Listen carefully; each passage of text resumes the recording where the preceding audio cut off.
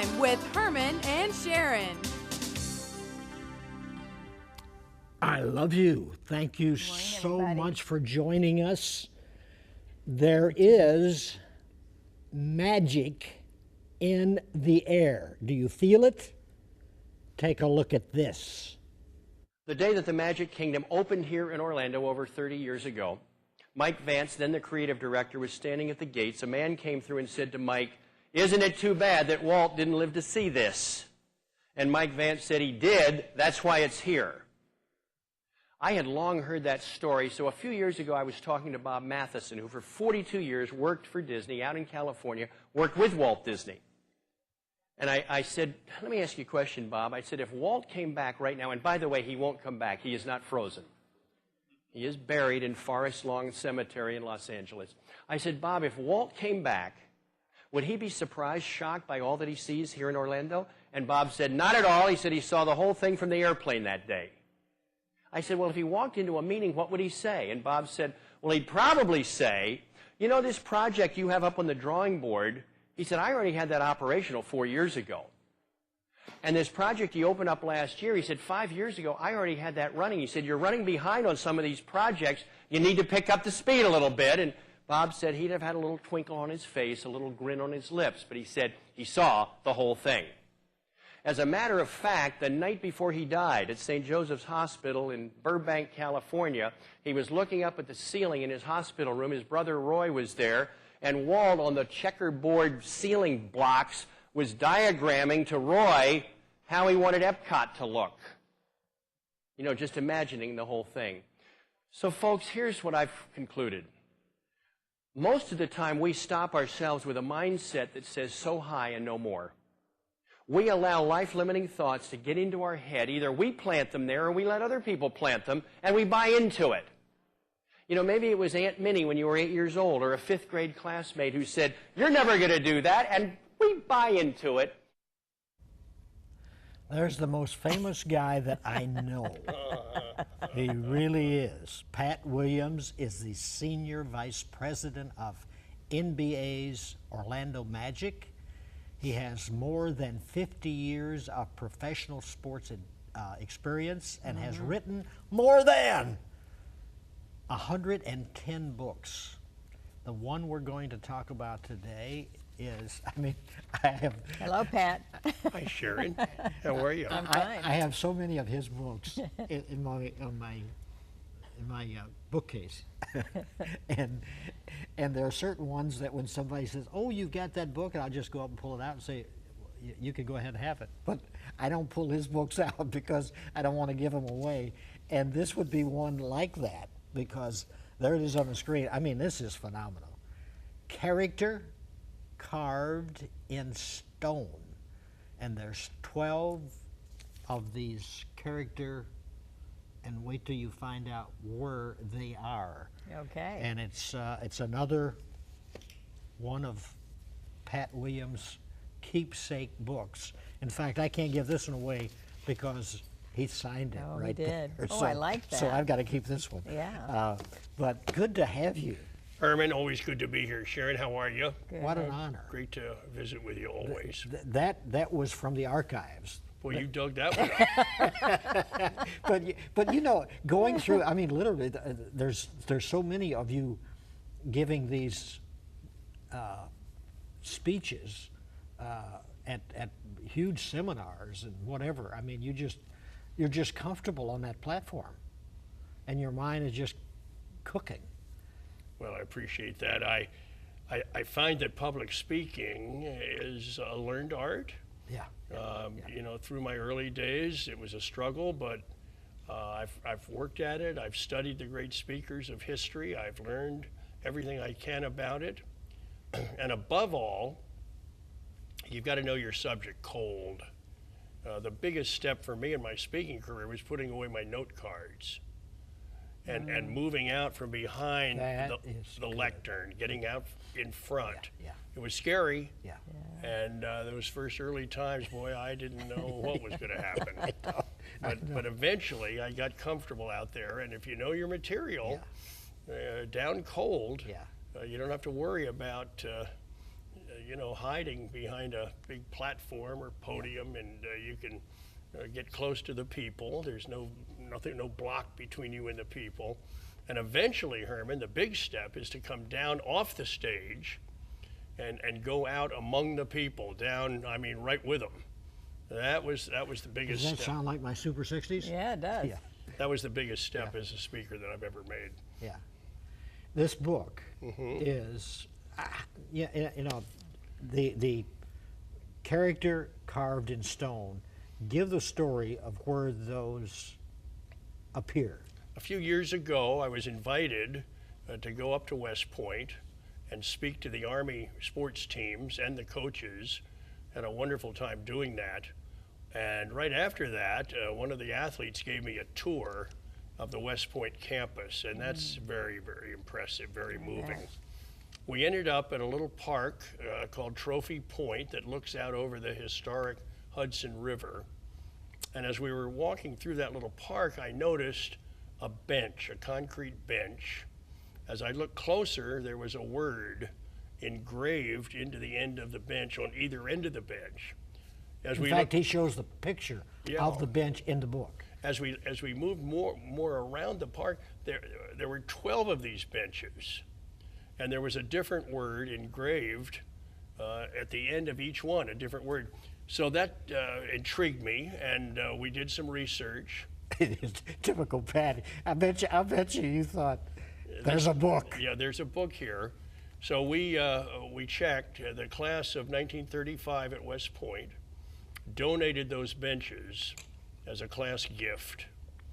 And the purpose was to inspire the students, inspire the cadets, to build their lives and their leadership skills around those 12 words, to really have them, coming right through their heart and their heads. So I pitched the idea to our publisher, Herman, and they liked the idea, a chapter on each one of those words. Yeah. Well, just the name Pat Williams, I don't think you have to sell them on anything. Well, you've got to have a good idea. So they liked this idea, and then we decided that we would dig in and find out West Point graduates over the decades and where they might fit with each one of those words. So in this book, Herman, you're going to read about Ulysses S. Grant. First one, courage. Dwight D. Eisenhower. You're going to read about General Omar Bradley. You're going to read about Douglas MacArthur. You're going to read about General Matthew Ridgway. These were all West Point grads. You're going to read about Mike Krzyzewski, the Duke basketball coach, who is a West Point grad and was kind enough to write the foreword for us. Yes. Which was really a joy. I'll bet you took one ask. We sent him Herman a copy of the manuscript and a cover letter, and Mike was very, very gracious. We heard right back from him and said I'd be highly honored. Wow. So that's the background on the book. It was a marvelous trip. Learned a lot and came out of it with his book idea. Who would have known, huh? But those benches have been up there for a long time. And you are very intuitive because you spotted they weren't just a bench. They had a message. Yes, they sure did. And we had to look closely. Who would look at the end of a bench? Yeah. But I did, and I don't know why I did. The Lord probably told me, look at the end of that bench, and there was a word, compassion. Yeah. And I thought, what's that word doing there? And then we went to bench number 2, and we saw courage. And we moved, and I said, let's look at all of them. Did the person you were with ever know that was there? It was a gal who was a varsity swimmer on the Army team. And well, she's in the book too, right? She was our guide. Yes. No, is that okay? That's another one. Okay. Yeah. But this was a student, an athlete, and they picked her, I guess, to give me the tour. Yeah. She had no clue the benches were even there. That's funny. So maybe the best audience for this book are students who are there now. Maybe they'll hear about this and say, we better go check those benches out. Yeah. Now, the first one, compassion, you talk about warrior with a heart, and General Ulysses S. Grant. Yes. In fact, in your book, and by the way, each one of the for example, compassion, courage, dedication, determination, dignity, discipline, integrity, loyalty, perseverance, responsibility, service, trust, all of those 12, and that would make up the 12 chapters. And each one has, the greatest. I started reading through, because I read through his books, and I got to this one, and I'm going, and I did not turn the next page until I finished that whole article, because it's what they call a page turner. In other words, you read it and you go, okay, and you turn the page and you're hooked again. So that's what makes up the book. But on this particular one, which was surprising to me, that Mark Twain helped publish Grant's memoirs. That's great. Well, General Grant, unfortunately, was a non-stop cigar smoker. He was given cigars for some of his victories by the public, and he had these massive numbers of cigars that were sent to him, and he began smoking them, up to 20 a day. Oh my goodness. And he always had a cigar in his mouth, and eventually it caught him. Sure. He was a two-term president, and then he came back, and so he was just in his 60s when suddenly he began having throat pain. The doctors examined him, and they spotted it. There was a growing lump there in his throat. Now, back in those days, there was not much you could do about it. Yeah. But the real issue, Herman, was that Grant had lost all his money on a bad business deal, and he was concerned about his wife. So he began writing his memoirs of the war. And eventually... And at that time, they didn't have a lot of money, did they? Well, they had no money. Yes. And he was hoping Yeah. that these memoirs would sell and to support his wife. So he was writing and trying to beat the clock. Yeah. And he was struggling with it. And along came Mark Twain. And Mark Twain joined in with him, found a publisher, got him a good advance, and just days before he died, he finished the book. Well, it turned out to be an enormous bestseller. Yeah. It's still in print, Herman. You can go to any bookstore in the history section, and you'll see General Grant's memoirs are there. Isn't that amazing? It's amazing. And so he had no idea in his death he became as famous yes. as he was in life. Yeah, and as it turns out, this little general who helped win the war was a very good writer. He had some writing skills, and Twain helped him immensely down the stretch. Wow.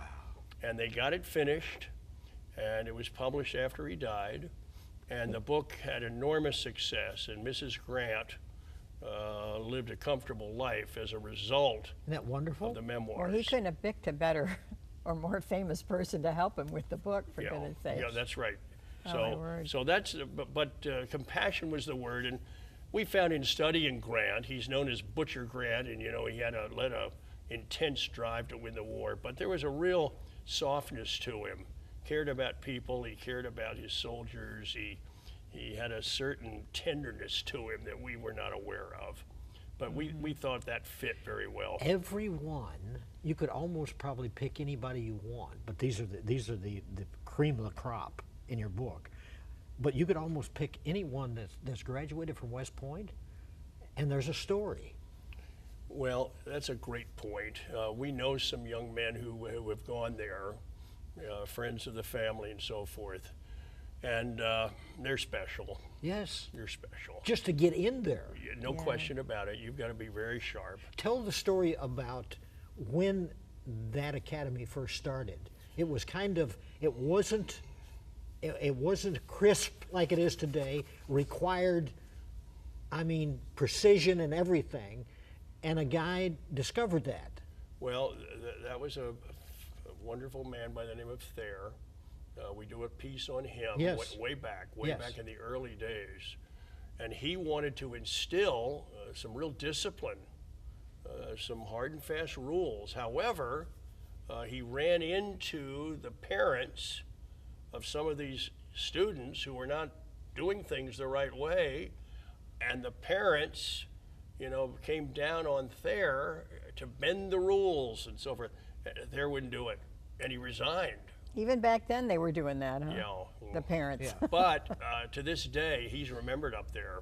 The hotel there and all is named after him, and he's still a legendary. But he brought figure. the structure. He did, and that structure is still there. They've altered it a little bit. In other words, if you're stopped on the campus, back in the day, for some infraction or something, you had just two answers to the officer: yes, sir, or no, sir. They've since added a third response for this generation. I do not understand, sir. Really? That's the third answer. Are you joking, or is that? No, that's the way it is. So, yes, sir, no, sir, or I do not understand. But primarily, these young people are taught this is how we do it. These are the rules that we want you to abide by. That's interesting. They all have to be good students to get in there. It's a free education. None of the students pay, but you've got to be Ivy League intelligent. Yeah. To get into West Point or the Naval Academy, the Air Force Academy, you got to really be bright. Yeah. And they want you to be well-rounded. Yes. Most of those students are in some form of athletics. The Army football team has really emerged in the last few years. That's been exciting to the West Point people. And the minute you drive on that campus, you start seeing signs all over the place, everywhere you turn. Beat Navy. I mean, all over the campus. That's right. That's ingrained. Beat Navy. I mean, you look up and yonder, and here it is. I mean, from the time you enter, that's on your mind. Beat Navy.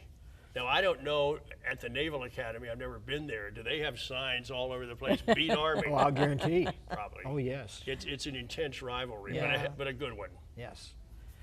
Courage. I'm just going through, I just picked out the first 6.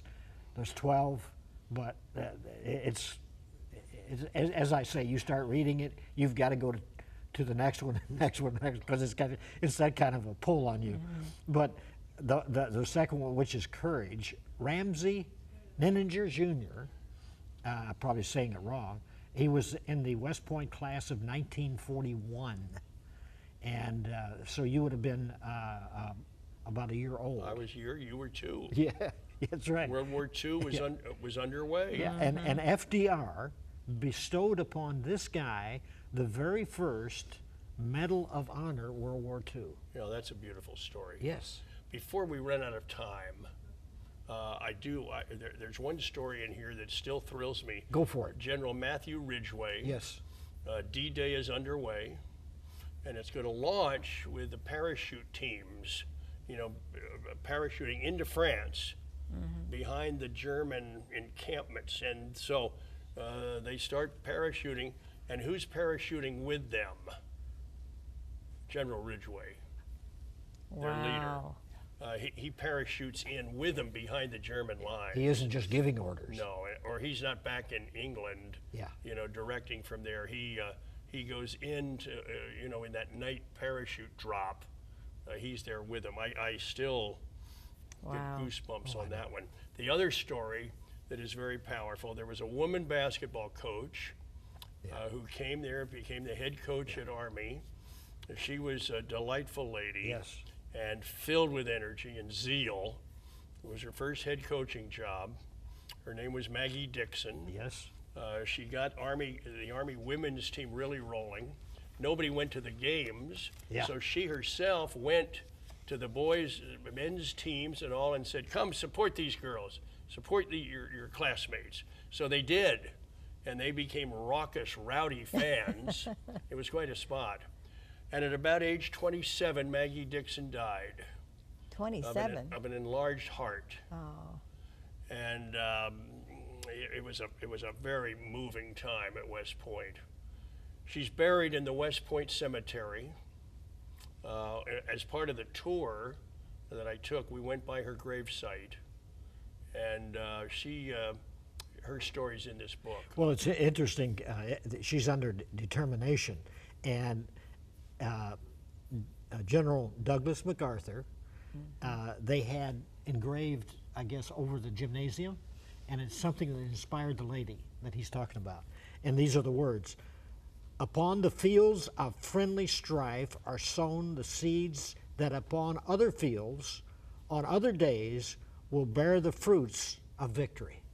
Herman MacArthur was a huge, huge football fan. He loved Army football. And during World War II, you know, he's over in the Philippines and Australia, but he insisted on getting the results of the Army football game of that particular weekend.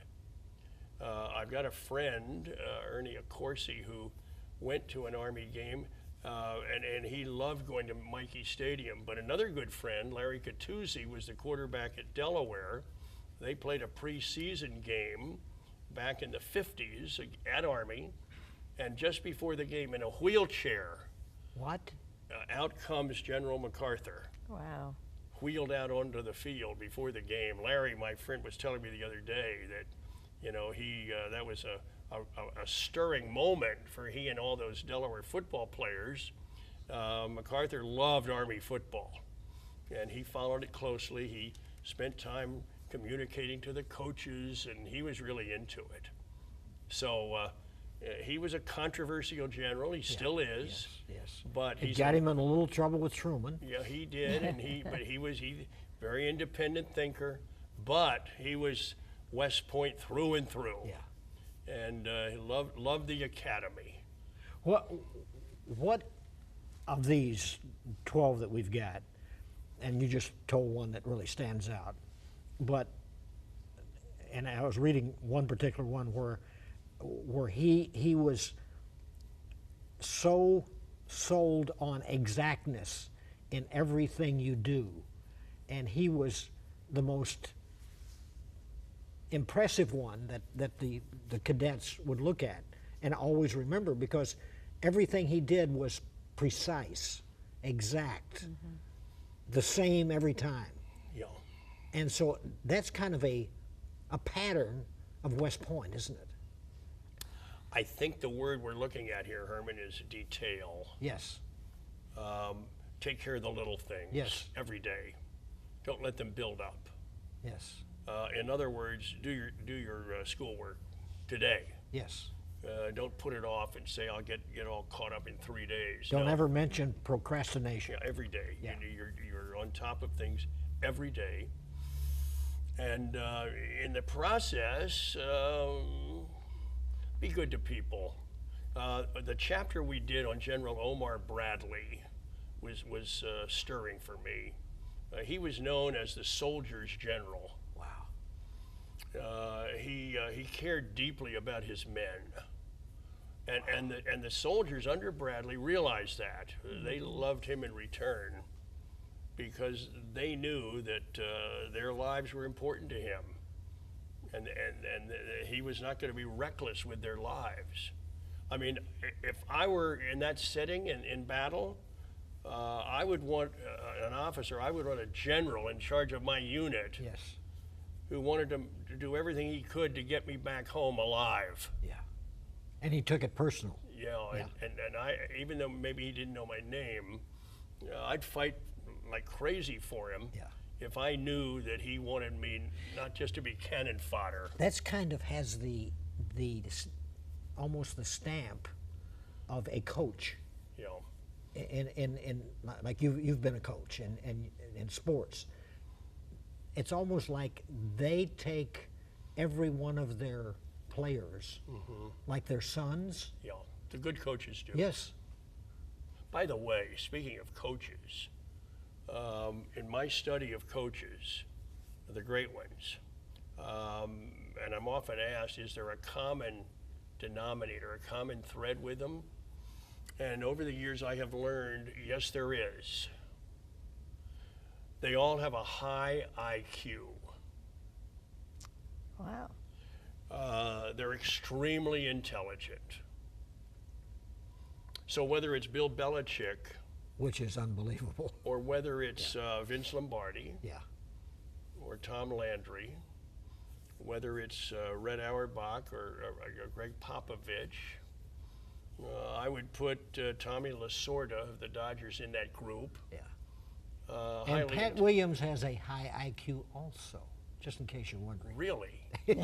Now, Herman, that's the first time I've ever heard that. Yes. You know, my sisters back in my high school would be shocked. Yeah. Anyway, that seems to be the common thread among the great ones. Yeah. High level of intelligence, high IQs.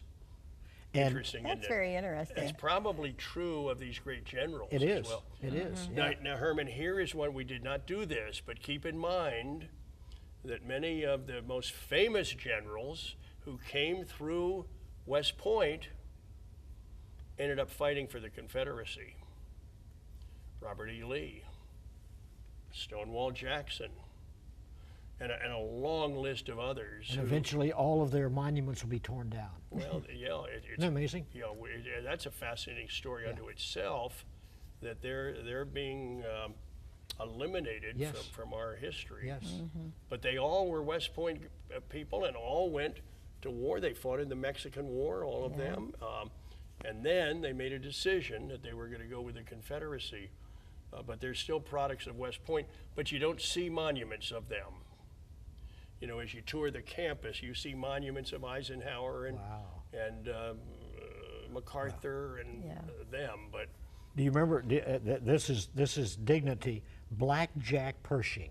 you know, he was the hero. He was the main general Yeah. during World War I. We Yeah. tend to forget him a little bit, Yes. I never heard of him, I don't think. He's in the book, honey. but he Well, was that's how you know. Page 79. yeah, he was a key general during World War I. Blackjack is his name? Yeah. Jack Well, Pershing. actually, it was a demeaning thing, and he picked up on it Yeah. because it was Oh, okay. originally like the cadets. Yeah. And it was a but he picked up on it, which was smart. Yeah. And he had a big influence Yeah. on those younger generals, Eisenhower and Yeah. General Patton. You know, they were coming on to MacArthur. They were all coming along, but he was kind of their mentor.